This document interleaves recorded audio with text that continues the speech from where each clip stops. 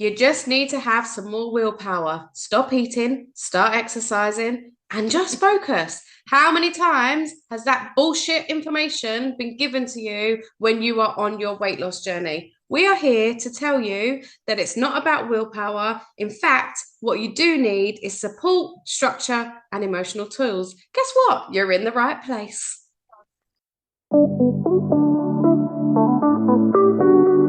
Welcome to our podcast, Fuck the Diet Cycle, with myself, Lauren Knight, and Abby Lodge. This is for you if you want to cut through the diet industry bullshit and finally end that cycle. Grab yourself a cuppa, get comfy, and let's dive straight in, shall we? Yeah, I mean, if I had a pound for every time somebody said, we just don't have the willpower to do that, then I would be absolutely rolling in it. So many people think that when they start a will loss journey, a weight loss journey, Whoa! they have to have this infinite source of willpower. Well, guys, willpower is like a battery, and it takes willpower for you to wake up in the morning. It takes willpower for you to not go to school, go to work. It takes willpower for you to not kill your boss if they're winding you up. It drains throughout the day. So if you're then adding on this pressure of I need willpower to stick to my weight loss journey, you're never going to get anywhere. It all comes down to mindset and the tools that we put into place in order to build on consistency. Consistency wins all the time. Making small, sustainable daily changes that are going to support you long term goes further than any willpower, because what you'll notice is you'll start your weight loss journey. Yeah, I'm motivated. I'm going to do it. I'm going to do it. 3 days in, something happens. Boom, gone, fallen off the face of the earth, and you're back to square one again. Rather than if you were thinking about the tools that you can put into place in order to help motivate you, because the motivation will drop as well. And we need to be putting things into place that you're going to be able to celebrate along the way, that are going to get you those results, that are going to take you further than any amount of willpower would. Yeah, and it's knowing that we're leading up to the summer now, and that also will shock you a little bit because if you think that you can just rely on willpower to get through summer, you're very sorely mistaken. And you need to start planning ahead. And by that, I don't mean literally micromanaging every minute of every day. It just means knowing that if you are one of these people that gets to the evening and you like to sit in the garden with a glass of wine, what does that now look like for you on your journey? What are you going to do to make sure that you don't fall into that habit, which then holds you back on your journey? If you are the type of person that seems to go to a barbecue and can't stop going up for more, how is it that you're going to be able to manage that going forward, not just for your weight loss journey, but also into maintenance as well? So making sure that those triggers that come up for you each summer, year after year after year, that knock you off track or things that you don't feel are helping you, what are you going to do about it? Because willpower isn't going to make them disappear.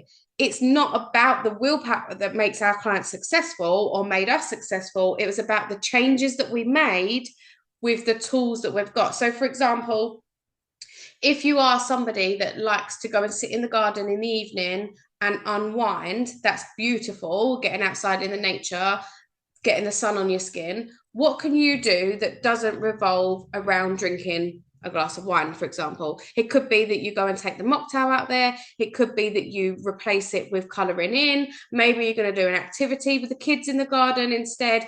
Take Read a a book. book. Yeah. Listen to our podcast, of course. Oh, There's so many other things that you could do that still unwind and relax you and fill your cup, because we talk about that a lot.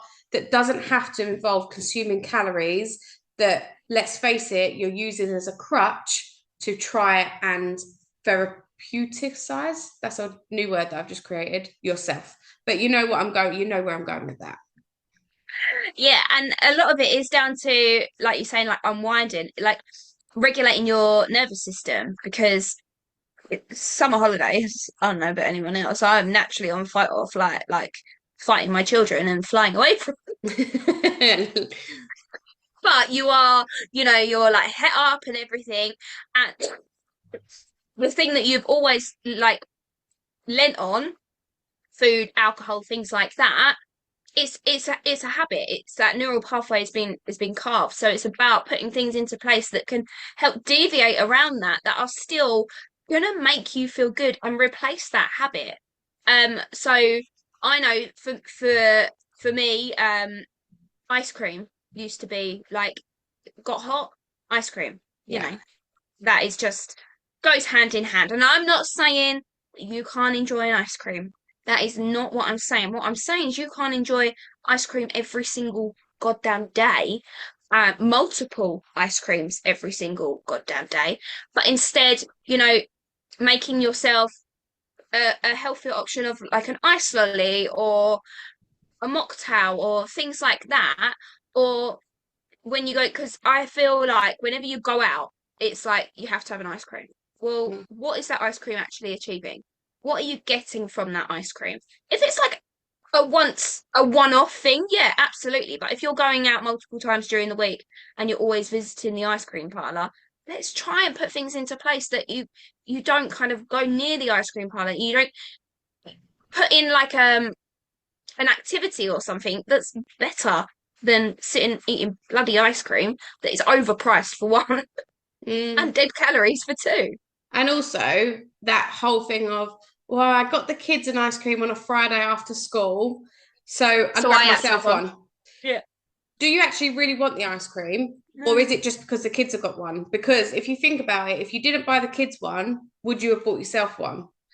The honest answer is probably no. And I've worked through this with a client recently, and we just worked out that actually the reason why she was doing it is because she was at the ice cream van getting the kids one, and she was just naturally not even thinking about it, just buying herself one and eating it and going, oh my god, why did I do that? I didn't even enjoy it.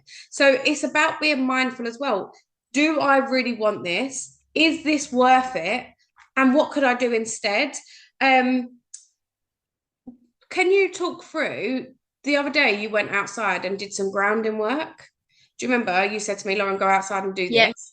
yeah, yeah, Because I yeah, yeah, think yeah. this is really important for around this time in the summer. It's really, really helpful to do. It allows you to recharge, and you can get the kids involved as well. Yeah. So, whenever you're feeling a little bit like ah, dysregulating all over the place, simply going outside completely barefoot and standing on the grass barefoot. I mean, it does sound crazy, and I've tried it with a couple of my clients, and one of my clients looked at me like, "What? Are you mad?" No. And doing some breath work while you're standing on the ground allows you to reconnect back with your body, reconnect with the earth, and almost reset your nervous system so that you are able to think clearly and make those better choices. And that really, really helps when it does come to food and things like that, is actually going and standing on the ground, grass, bare feet, having a look around you and doing some breathing exercises and just looking at nature and things like that, because it will distract you for one, and then it's going to allow your nervous system enough time to regulate so that you can make those more educated decisions and things like that. Yeah, I thought it was really, really powerful. And it Mm. gives you a tool, then, an emotional tool that you can put in place when you feel like it's spiraling, when you feel like the kids are just gone too far, or you're having those intrusive thoughts of, I need chocolate or a bag of crisp or whatever it is. It allows you to go and take those moments outside still, getting that vitamin D as well, and just resetting yourself. So we want to have a call out to you guys that are listening. If you have got goals across the summer that you aren't quite reaching at the moment because you are still in that diet bullshit mentality, and you've listened to this episode and you're like, actually, do you know what? I need to learn some new tools, new structure. I need that accountability. We want you to reach out today. We want you to reach out and take that biggest, scariest step so that we can have that personalized chat with you and show you exactly what we can do to help you get through the summer holidays, still work towards your goals, and know that it's not about having an umpteen amount of willpower that we know just doesn't help. for listening. If you loved it, don't forget to press that subscribe button and the little bell so that you never miss a future episode. We will be back here with a new one on Sunday at 7 a.m. We'll see you there.